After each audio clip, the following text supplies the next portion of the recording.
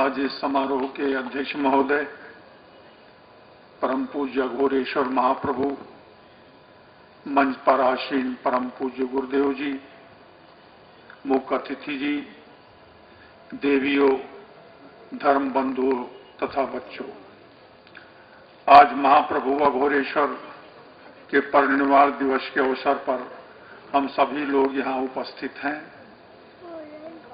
हम महाप्रभु के प्रति अपनी श्रद्धा सुमन अर्पित करते हैं, जिन्होंने पीड़ित मानवता को उठाने के लिए अपना संपूर्ण जीवन लगा दिया। मनुष्य में जो दुख है, दुख का कारण है, जो पीड़ा है, उसको किसी परमात्मा ने, किसी देवी देवता ने नहीं दिया है, उसको मनुष्यों ने स्वतः पैदा किया है। मनुष्य अपने दुखों का कारण खुद है।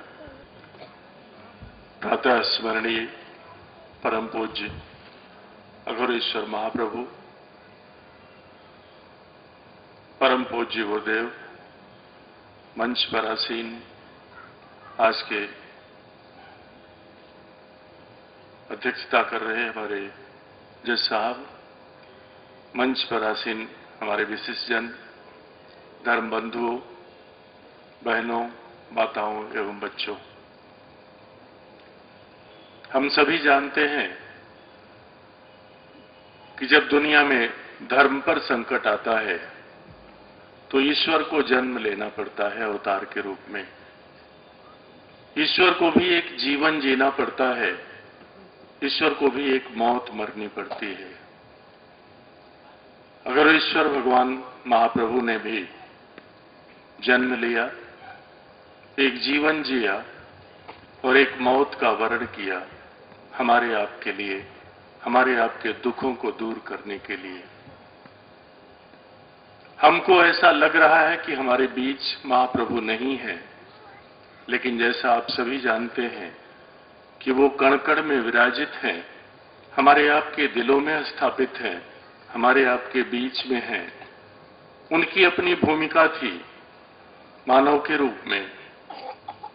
उन्होंने हमें एक राह दिखाई जीवन से संघर्ष करने का, बहुत सारी जो विसंगतियां जीवन की थी उन्हें दूर करने का, और वो राह दिखा करके दुख को दूर करने का तरीका बताकर हमारे आपके बीच से चले गए।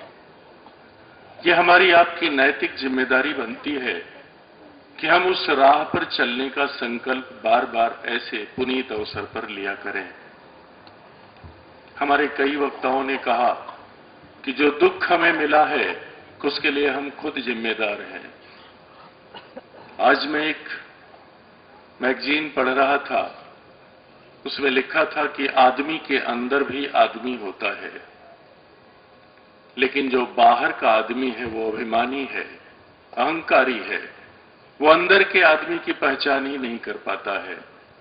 बाहर की दुनिया में अज्ञानी दौड़ता रहता है बहुत कुछ पाने के लिए, बहुत जल्दी में है, लेकिन जब जीवन का अंत करीब आता है तब उसे एहसास होता है कि हमने तो कुछ भी नहीं पाया। और एक दुनिया जो हमारे अंदर की है वो संतों की दुनिया है, वो ज्ञानियों की दुनिया है। वहां सब कुछ है और वहीं शांति है। उस दुनिया में हर व्यक्ति के मन का अपना एक आंगन है।